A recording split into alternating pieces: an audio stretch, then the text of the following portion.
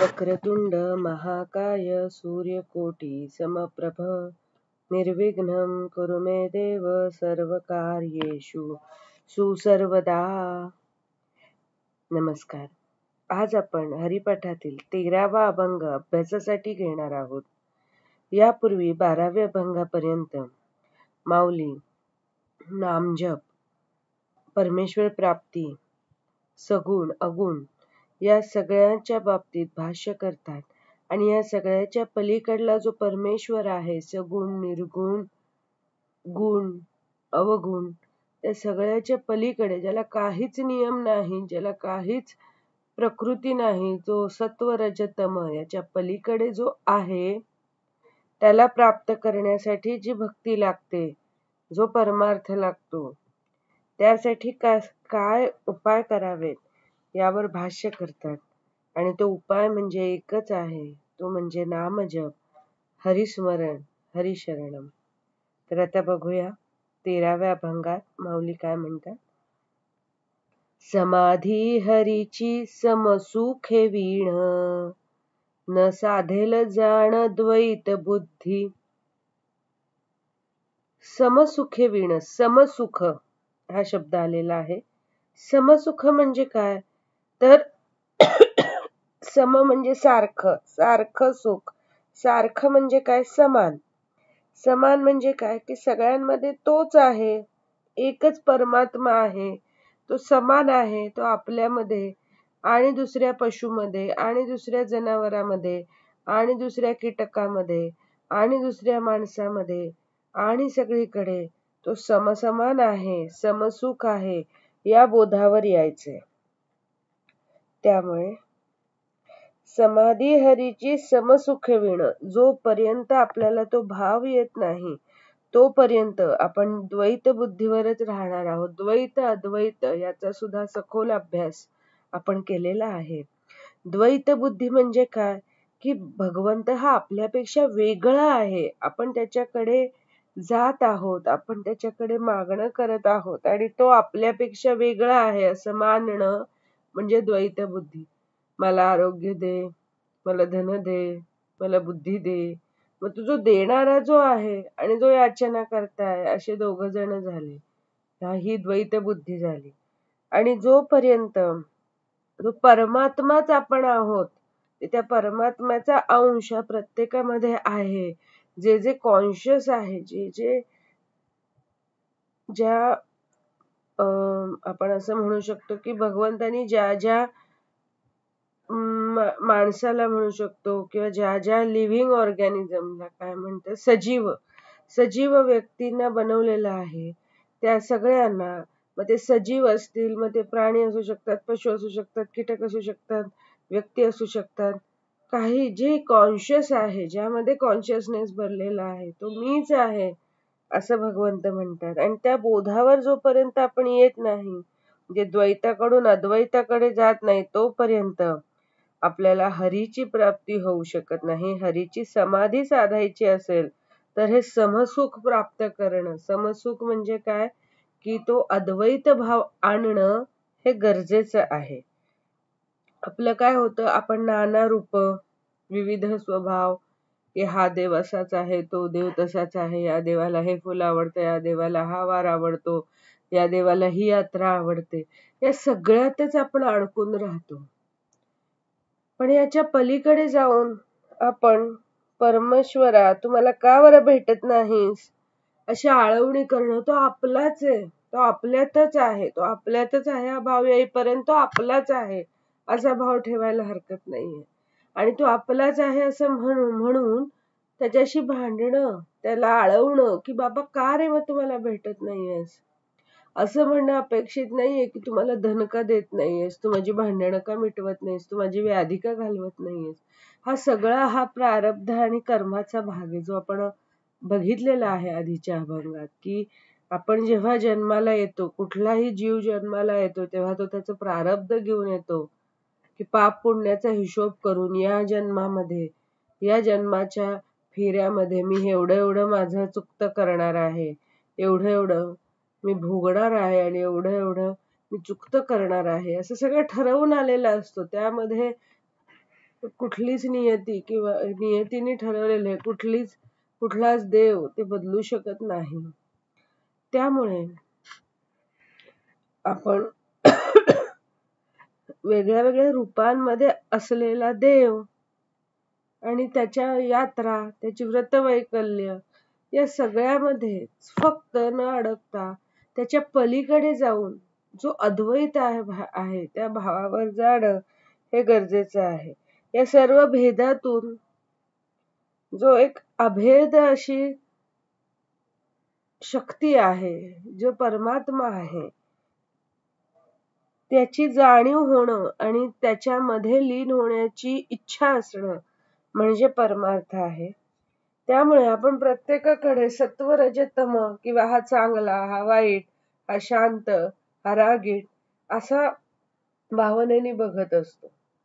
तर या सगळ्याच्या पलीकडे जाऊन जो गुणातीत आहे अशा भगवंताला प्राप्त करण्यासाठी त्या भावावर येणं, समसुखे विणं, समसुखावर येणं, सारख्या सुख, हे सगळे आपण सारखेच आहोत. कोणीच गरीब नाहीये, कोणी श्रीमंत नाहीये, कोणीच चांगला नाहीये, कोणीच वाईट नाहीये, कोणीच माझा नाही, कोणी परका नाहीये, सगळे समसमान आहोत. या बोधावर आपण येऊ तेव्हा आपण त्या दिशेने एक पाऊल टाकलं असं म्हणू शकतो. पुढचं बघूया. बुद्धीचे वैभव अन्य नाही दुजे, एका केशी राजे सकळ आहे सिद्धी. बुद्धीचे वैभव अन्य नाही दुजे असं स्पष्ट सांगतात की तुम्ही जे खूप हुशार आहात असं जर म्हणत असाल तर एवढं तुम्हाला माहित असलं पाहिजे काय तर समबुद्धी.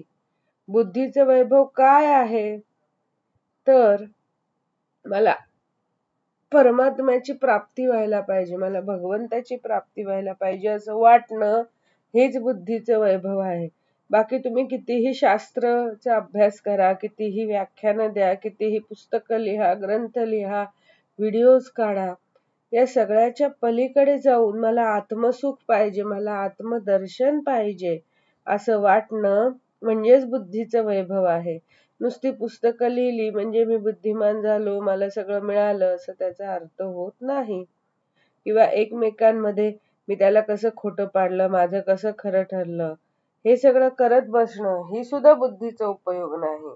इथे माऊली स्पष्ट काय म्हणतात की अन्य नाही दुजे, बुद्धीचे वैभव याशिवाय दुसरं काही नाहीच आहे. कशाशिवाय तर आत्मप्राप्ती. आत्मप्राप्ती म्हणजे काय तर आत्मदर्शन, तो माझ्यातच आहे, जो अद्वैत भाव असणं हेच बुद्धीचं वैभव आहे असं माऊली इथे म्हणतात.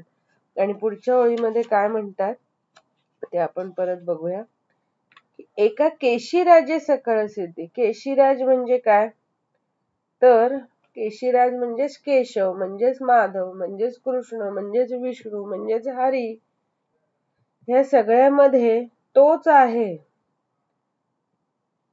आणि त्यालाच आपल्याला आपलंसं करायचं आहे, त्याची प्राप्ती करायची आहे असं वाटणं हेच बुद्धीचं वैभव आहे. आणि त्याला केलं, त्याला आपलंसं केलं की सकळ सिद्धी आपल्याला मिळणार आहेत, प्राप्त होणार आहेत. त्याच्याशिवाय बुद्धी दुसरीकडे कुठेतरी लावली तर त्याचा काहीही उपयोग नाही. आणि किंवा त्याचं वैभव किंवा त्याचे जे श्रेष्ठत्व आहे ते दुसरं काहीच नाहीये. तुम्ही फक्त परमात्म्याचा शोध घ्या, तो आतमध्येच आहे. आधी शोध घ्यायचा आहे. त्याच्यामध्ये पायऱ्या आहेत. पहिलं आपल्याला असं वाटलं पाहिजे की तुला मला प्राप्त करायचंय, तू मला भेटला पाहिजेस अशी तीव्र इच्छा निर्माण होणं, नंतर त्याच्याबद्दल भाव उत्पन्न होणं. तर या सगळ्यामध्ये आपण द्वैत भावावरच आहोत. असू देत, आपण एकदम पहिलीतून 10वीत जाणार नाही आहोत. पायऱ्या पायऱ्याने, टप्प्याटप्प्याने आपण त्याच्यापर्यंत पोहोचणार आहोत. मग आपल्याला आधी त्याच्याबद्दल उत्कट भाव आला पाहिजे, प्रेम आलं पाहिजे, आपण नामजप केला पाहिजे. मग जसं जसं आपण त्याच्या खोलामध्ये शिरू तसं तसं आपल्याला समजत जाईल की तो जो आहे तो आपल्यामध्येच आहे, आपल्या अंतर्मनामध्येच आहे, आपल्या आत्म्यामध्येच तो आहे. मग आपला द्वैताकडून अद्वैताकडे प्रवास चालू होईल. आणि हे सगळं करताना आपल्याला वेगळ्या वेगळ्या नाना प्रकारच्या सिद्धी प्राप्त होणार आहेत. मग हे त्या त्या साधकाचा प्रश्न आहे किंवा आपण म्हणू शकतो की त्याची इच्छा आहे की तो त्या सिद्धींमध्येच त्याला अडकायचंय का त्याच्या पुढे जायचं आहे. पुढे बघूया काय म्हणतात. रिद्धी सिद्धी निधी अवघीच उपाधी जवत्या परमानंदी मन नाही. किती छान सांगतात की रिद्धी सिद्धी निधी अवघीच उपाधी. म्हणजे ह्या मार्गावर जेव्हा आपण चालतो तेव्हा आपल्याला नाना प्रकारच्या सिद्धी रिद्धी या प्राप्त होतात. आता रिद्धी म्हणजे काय, तर पैसा अडका संपत्ती. सिद्धी म्हणजे काय, तर विशेष असं आपल्याकडे कौशल्य असणं, सिद्धी प्राप्त होणे की आपण बोलेल तसं होत राहतं. त्याला ही एक प्रकारची सिद्धी आहे. किंवा कोणाच्या मनातलं आपल्याला न बोलता हे समजू शकतं, ही एक प्रकारची सिद्धी आहे. किंवा अजून काही वेगळ्या वेगळ्या प्रकारच्या सिद्धी असतात की आपल्याला कोणाचा तरी चेहरा वाचता येतो किंवा आपल्याला त्याच्या पास्ट लाईफ मधलं म्हणजे आपल्या भूतकाळातल्या सगळ्या गोष्टी नुसतं बघून आपल्याकडे कळतं. ही कर्णपिशाच्य सिद्धी आहे. म्हणजे अशा वेगळ्या वेगळ्या प्रकारच्या सिद्धी येतात. पण हे सगळे मायाचे डावपेच असतात. मायाचे डावपेच म्हणजे काय, आपण थोडं समजून घेऊया. की जो विष्णू आहे, जो हरी आहे, त्यांनी हे जग बनवलेलं आहे आणि हे जग चालण्यासाठी त्यानेच माया बनवलेली आहे. जी महामाया आहे ती आपल्याला वेगळ्या वेगळ्या गोष्टींमध्ये गुंतवून ठेवत असते आणि आपल्याला एक एक पाश मोकळे करत करत मायाच्या भोवऱ्यातून सुटत सुटत सुटत मग भगवंताकडे जायचंय. म्हणून आपण कित्येक ठिकाणी असं वाचलं असेल किंवा ऐकलं असेल की भवसागरातून तरत जायचंय, की हा जो सागर आहे मायेचा याच्या पलीकडे भगवंत आहे आणि त्याला आपल्याला प्राप्त करायचं असेल तर मायेच्या मोहातून एक एक पास सुटे करत आपल्याला त्याच्यापर्यंत पोहोचायचंय. आणि त्याच्याकडे पोहोचत असताना आपल्याला परत परत मायेमध्ये अडकवण्यासाठी म्हणून माया प्रयत्न करत असते. काय काय प्रयत्न करत असते, की आपण जेव्हा या मार्गावर पुढे पुढे पुढच्या टप्प्यांवर जातो तेव्हा आपल्याला लोकसंग्रह मिळतो, आपल्याला प्रसिद्धी मिळतो, पैसा मिळायला लागतो, लोक ओळखायला लागतात. अजून आपल्या मनात काय काय म्हणजे देव आपली परीक्षा बघत असतो, परमात्मा आपली परीक्षा बघत असतो की आता हे एवढं दिलं, एवढी प्रसिद्धी दिली, आता याच्यातच समाधानी असेल तर ठीक आहे, कशाला याला कशाला हा भवसागर तरुण न्यायचा, फिरू दे याला मायेच्यातच गटांगळ्या खात, मायेच्या भोवऱ्यात गटांगळ्या घालत बसू दे याला, असं भगवंताला वाटत असतं. म्हणून माया आपल्यावर वेगळ्या वेगळ्या पद्धतीने डावपेच टाकत असते आणि त्या साधकाची कसोटी लागते की मला काय पाहिजे, मला प्रसिद्धी पाहिजे का, मला हा पैसा पाहिजे का माझं अंतिम ध्येय परमेश्वर प्राप्ती जे आहे. तर आपल्याला ती तुकोबारायांची गोष्ट आपल्या सगळ्यांना माहिती आहे की शिवाजी महाराजांनी वेगळे वेगळे नजराणे, शाही नजराणा आणला होता, नानाविध प्रकारची सोनं चांदी दागिने मोहरा सगळं त्यांना पेश केलं होतं की त्यांच्या बायकोला, तुकोबारायांच्या बायकोला त्याचा मोह झाला. पण तुकोबाराय म्हणाले या सगळ्याचा मला काही उपयोग नाही, मला जे हवं आहे तो माझा विठुराया माझ्या समोर आहे, त्याचं स्मरण मी करतो आहे, या सगळ्याचा मला काहीच उपयोग नाही. तर अशा पद्धतीने जो खरा साधक असतो त्याला माहित असतं की मला काय हवंय आणि मला कशात अडकायचंय आणि कशात अडकायचं नाहीये. त्यामुळे या रिद्धी सिद्धी जे इथे म्हटलेलं आहे माऊलींनी, ह्या अवघीच उपाधी, या वेगळ्या वेगळ्या प्रकारच्या उपाध्या आहेत. हे ज्यानं त्यानं ठरवायचंय की आपल्याला कुठे थांबायचंय आणि आपल्याला कुठे जायचंय. त्यामुळे रिद्धी सिद्धी निधी अवघीच उपाधी जव त्या परमानंदी मन नाही. पण तुम्हाला त्या परमानंदाची एकदा गोडी लागली की मग तुम्हाला या सगळ्यामध्ये कशातच मन लागणार नाही. आणि जर तुमचं त्या परमानंदात मन नसेल तर मग तुम्ही अडकता. मग तुम्हाला या पैशामध्ये, या मान सन्मानामध्ये, या प्रसिद्धीमध्ये तुम्ही अडकता आणि मग तुमचं जे अंतिम ध्येय आहे त्याच्यापासून फारकत होते, त्याच्यापासून तुम्ही बाजूला पडता. त्या परमानंदात ची टाळी, ब्रह्मानंदी टाळी लागायला हवी असेल, तुम्हाला परमानंदाचं सुख हवं असेल, तुम्हाला जर आत्मसुख हवं असेल, आत्मशोध घ्यायचा असेल, तर आपल्याला ती प्रयत्नांची कास सोडता कामा नये. नामजप सोडायचा नाहीये. आपल्याला सतत आणि सतत आणि सतत भगवत शरण, भगवंताचं स्मरण आणि नामजप हे केल्याशिवाय पर्याय नाही.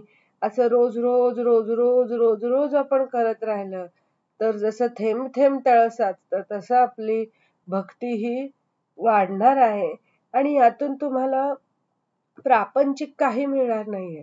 म्हणजे आता तुमचं काही काम अडलं असेल, तुमचे काही भांडण तंटा असेल, तुमचे काही पैशांचं काम असेल, मुलाबाळांची लग्न असतील, करिअर असेल, त्याच्यामध्ये हे असं मी नामजप केला की मला असं मिळणार आहे, नाही, असं काही होणार नाही. तुम्ही कुठल्या तरी म्हणजे प्रापंचिक सुखासाठी जर हे नाम म्हणजे त्यांनी त्याचे मार्ग वेगळे आहेत. म्हणजे त्याची सुद्धा आपण काय म्हणू शकतो, साधना करू शकतो की मला खूप लाभ, मला खूप धन मिळावं, याची एक साधना असते. एक प्रत्येक प्रकारचे मंत्र असतात, ते म्हणायचे असतात. याची प्रत्येकाची पद्धत आहे. पण हे जे आपण परमार्थाच्या मार्गावर आहोत, या मार्गावर ते शक्य नाही. या मार्गाचं जे अंतिम ध्येय आहे ते परमेश्वर प्राप्ती आहे. आपण जन्म मरणाचा फेऱ्या चुकवण्यासाठी हे सगळं करत आहोत. आपल्याला फ्री व्हायचं आहे, मुक्त व्हायचं आहे आणि हे सगळं जर करायचं असेल तर आणि तरच आपण या मार्गावर राहायचंय. आपल्याला रिद्धी सिद्धी निधी यांच्या फंदात पडायचं नाहीये. परमानंदाची कास पकडायची आहे असं माऊली इथे म्हणतात. बघूया पुढे काय म्हणतात. ज्ञानदेवी रम्य रमले समाधान, हरीचे चिंतन सर्व काळ. जर तुम्हाला त्या समाधाना पाहिजे असेल, तुम्हाला त्या समाधानात रमायचं असेल, तर हरीचं चिंतन करा. त्याच्याशिवाय पर्याय नाही. तुम्हाला आज एवढे एवढे कोटी रुपये मिळाले, एवढी एवढी संपत्ती मिळाली, समाधान मिळणार आहे का? तुम्हाला चॉईस आहे. जे आपण क्रियामण कार्य बघितलं होतं, क्रियामण कर्म जे बघितलं होतं मागच्या अध्यायात, तर त्याच्यामध्ये भगवंताने आपल्याला प्रत्येक वेळी ऑप्शन्स दिलेले आहेत. हे तुमचं तुम्ही ठरवायचं आहे, तुम्हाला काय हवं आहे. जर प्रत्येक गोष्ट ही ठरलेली नाहीये, आपण म्हणतो की माझ्या नशिबात नाही, जे नशीब आहे ते आपण त्याला खूप महत्व कसं देतो की सगळंच ठरलेलं आहे, माझ्या हातात काहीच नाही, सगळं नशिबावर अवलंबून आहे, असं नाहीये.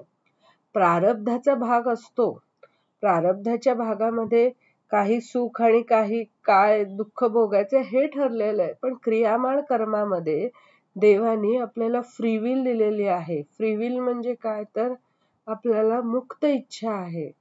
आपण काय करायचं, कुठल्याही परिस्थितीत आपण कुठले निर्णय घ्यायचे हे आपल्या हातात आहे.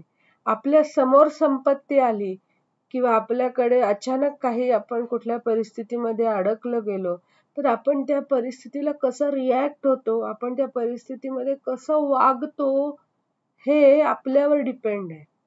हे भगवंत आपल्याला नाही सांगत की तू असंच वाग, तसंच वाग. तसं असतं तर महाभारतामध्ये कुरुक्षेत्रावर भगवंतानी अर्जुनाला एका दिवसात जिंकवलं असतं ना, पण नाही. तिथे त्यांनी उपदेश केला. तुला आता काय करायचंय, मार्गदर्शन केलं. जे केलं ते अर्जुनानेच केलं. भगवंतांनी शस्त्र नाही हातात घेतलेले, त्यांनी उपदेश केलेला आहे, त्यांनी मार्ग दाखवलेला आहे. तसाच मार्ग भगवंत आपल्या सगळ्यांना दाखवत असतात. आपलं इच्छा असते, आपण ठरवतो की आपल्याला कुठल्या मार्गाकडे जायचे. आणि जेव्हा जेव्हा आपण हरीचं स्मरण करत राहतो, जेव्हा जेव्हा आपण त्याच्या शरणागतीमध्ये, हरीच्या स्मरणागतीमध्ये राहतो, तेव्हाच आपल्याला समाधान मिळतं. त्याच्याशिवाय दुसरं कुठलंही समाधान हे चिरकाळ टिकू शकत नाही. आपल्याला आज वाटतंय की मला खूप दागिने मिळाले की मला छान वाटेल. समजा घटकाभर पकडून चाला, मिळालं आपल्याला. जे काही तुमचं इप्सित आहे, जे काही तुमची इच्छा आहे ती मिळाली, असं घटकाभर समजा. पुढे काय? आज तुम्हाला समजा काही 100 तोळे सोनं पाहिजे, मिळालं, तुमच्या कपाटात आहे 100 तोळे सोनं, समजा असं. पुढे काय? 1 दिवस घालून बसाल, 2 दिवस घालून बसाल. पण त्यांनी जे मिळणारं समाधान आहे ते खूप छोटंसं आहे. खूप थोडं काळ टिकणारं आहे. त्यामुळे आपण कशामध्ये अडकायचं आणि कशामध्ये अडकायचं नाही ज्याचं त्याने ठरवायचं आहे. आणि ही काही अशी 1 वर्षाची, 2 वर्षाची किंवा काही ठराविक वेळेची ही साधना नाहीये. आपल्याला आणि एका दिवसात सुद्धा हे जमणार नाहीये. आपल्याला हळूहळू, हळूहळू ती मुरवायची आहे भक्ती, की ज्यामुळे हे जे चॉईसेस आहेत हे आपण बदलायला लागू. आपण त्या मार्गावर थोडे थोडे पोक्त बनत जाऊ. आपल्याला ते समजायला लागेल आणि जोपर्यंत आपण आपली शिकवण आपण घेत नाही, आपण जोपर्यंत सारखं सारखं तसंच वागत राहू, तर तेवढं देव आपल्याला त्याच त्याच परिस्थितीतून घालवतो. आपण बऱ्याचदा म्हणतो ना, की काय बाई माझ्यासोबतच असं का घडतं? कारण आपण शिकत नाही आहोत. आपण दरवेळी त्याच पद्धतीने रिॲक्ट होतोय त्या परिस्थितीला. कुणी काही आपल्याला बोललं, की आपण तसंच रागवतो. मग आपण तसंच रागवत राहणार, तशाच परिस्थिती उत्पन्न करत राहणार भगवान आपल्यासाठी. त्यामुळे आपण ठरवायचंय, की मला परत राग यायला पाहिजे का मी जरा यावेळी दुसऱ्या पद्धतीने वागून बघू, जरा मी वेगळा विचार करून बघू. आणि मग असं जेव्हा आपण करू, कारण माझा त्याच्यावर विश्वास आहे. ह्या सगळ्या गोष्टी खूप सूक्ष्म आहेत. आपण समजायला गेलो तर असं वाटेल, की एकदा म्हणते अद्वैताकडे जा, एकदा म्हणतोय तो माझ्यासाठी असं करणार आहे, मग पुन्हा द्वैत भावावर गेलो. मग नक्की खरं काय आहे? खरा हा अद्वैत भावच आहे. पण जेव्हा आपण म्हणतो, की प्रत्येक गोष्ट, प्रत्येका क्षण हा तो आपल्याला बघतो आहे, असं जेव्हा म्हणतो, तेव्हा जो तो बघणार आहे तो आपल्या आतूनच बघतो आहे. तो जो परमात्मा आहे तो आपल्या आत्म्यातच बसलेला आहे. त्यामुळे अद्वैत भाव आहे किंवा अद्वैत भाव असणं ह्याच्यात दुमत नाहीये. पण आता आपली तेवढी पातळी नाहीये, की आपण त्या पातळीवर जाऊन असा विचार करू, की आपणच या परिस्थिती निर्माण करतोय वगैरे. ह्या खूप सूक्ष्म आणि खोल गोष्टी आहेत समजून घ्यायला. म्हणून आता आपण असं समजूया, की प्रत्येक परिस्थिती आणि प्रत्येक गोष्ट ज्या परिस्थिती आपल्या समोर उभं राहते, जी सिच्युएशन आपल्या समोर येतीये, हा भगवंतच आपल्या समोर पाठवत आहे. कशासाठी? तर आपण दरवेळी कुठल्या पद्धतीने रिॲक्ट होतोय, कुठल्या पद्धतीने सामोरं जातोय हे बघण्यासाठी. आपण जर 20 वर्ष ज्या पद्धतीने वागतोय, त्याच पद्धतीने आपण आत्ताही वागलं. करा, शिकत राहा. परत, परत, परत, परत तेच तेच आपल्या समोर येत राहणार आहे. पण हेच जर आपण वेगळ्या पद्धतीने केलं, की कुणीतरी आपल्याकडे आलं, की आपल्याला येतो राग. का बरं आलेत ह्या माझ्याकडे? कशाला बरं यायला पाहिजे? मग पुन्हा आपण काहीतरी असे वाईट वाईट विचार म्हणजे आपल्या मनात ते असं वाईट असणार, की कशाला आलेत? काय आलेत? नव्हतं यायला पाहिजे. मला बाहेर जायचं होतं, असं तसं. आणि मग आपण तेच तेच आपल्या मनात विचार, मग काहीतरी आपल्याकडून न ठरवता आगळीकपणे काहीतरी तोंडातून बाहेर पडणार, मग तोंडाला तोंड लागणार, मग अजून भांडणं वाढत जाणार, मग पुन्हा पुन्हा तेच गोष्ट होते. पण आपण जर याच सिच्युएशन मध्ये थोडा वेगळा विचार केला तर, की जे आपल्याकडे आगंतुक पाहुणे आलेले आहेत, त्यांच्यामध्ये पण तोच आत्मा आहे, त्यांच्यामध्ये पण तोच परमात्म्याचा अंश आहे, ज्याला मी भजते आहे. मग कदाचित तोच तर आपल्या घरी आला नसेल, काय होणार आहे? अर्धा तास उशीर होणार आहे. मला जिथे कुठे जायचंय किंवा काय. आपण त्या आणि तेवढा अर्धा तास आपण आपलं मन शांत ठेवलं, की ठीक आहे भगवंताचीच इच्छा असेल, की मी माझ्या हातून यांची आज सेवा घडावी. काय झालं 1 कप चहा करून दिला तर? काय झालं अर्धा तास उशीर झाला तर? माझ्या घरी भगवंतच आलेला आहे, त्याचाच अंश आलेला आहे. विचार बदला, जग बदलेल, परिस्थिती बदलतील. त्यामुळे आपणच आपल्या मन कसं ठेवतो, आपलं मन शांत कसं ठेवतो, विचार कसा करतो, भांडणं होणार नाहीत. तुम्ही त्यांचं छान स्वागत कराल, त्यांना पण वाटेल अरे यावेळी हिने तर खूपच छान स्वागत केलं. म्हणजे आता ही चांगली झाली, ते पण 4 शब्द चांगले बोलतील. म्हणजे या पद्धतीने हे असंच घडेल असं नाही, पण मी एक उदाहरण देऊन सांगितलं, की जो पॅटर्न आहे तो आपल्याला ब्रेक करायचा आहे. आपण स्वतःचंच परीक्षण करायचं आहे, की हे जे अहंकार आपल्याला कधी असतो, आपल्याला मत्सर कधी येतो, आपल्याला ईर्ष्या कोणाची वाटते, कोणापासून वाटते, आपल्याला राग कधी येतो. आणि त्या परिस्थिती जर याच्या पुढे आपल्या समोर आल्या, या मार्गावर आल्यानंतर, तर मी त्याच पद्धतीने वागीन का? की जसं मी 5 वर्षापूर्वी वागत होते. नाही, आता मी भगवंताची भक्ती करते. आता मी त्याला शरण गेलेली आहे. आपण 2 मिनिटं, 1 मिनिट जरी आपण थांबलो आणि भगवंताला बोललो, की "हे भगवंता, हे असं-असं आम्हाला राग येतो आहे. तूच मला मार्ग दाखव. मला राग येता कामा नये, पण मी अजून छोटा आहे. मला यातलं समजत नाहीये. मला यातून बाहेर काढ. देव नक्की मार्ग दाखवतो. देव नक्की आपल्याला संकेत देतो. देव नक्की आपल्याला बुद्धी देतो. वेगळं वागायची, विचार देण्याची आणि मन शांत ठेवायची. हे जर आपण असं सतत करत राहिलो, तर या सगळ्यातून आपण नक्की बाहेर पडू. आणि आपल्याला जे परम समाधान आहे, त्या समाधानात आपण राहू. म्हणजे आपलं मन अशांत, दुःख यापासून वेगळं होऊन परम समाधानी, कायम समाधानी वृत्तीने आपण नांदू शकू. बोला पुंडलिक वरदे हरी विठ्ठल. श्री ज्ञानदेव तुकाराम. श्री पंढरीनाथ महाराज की जय.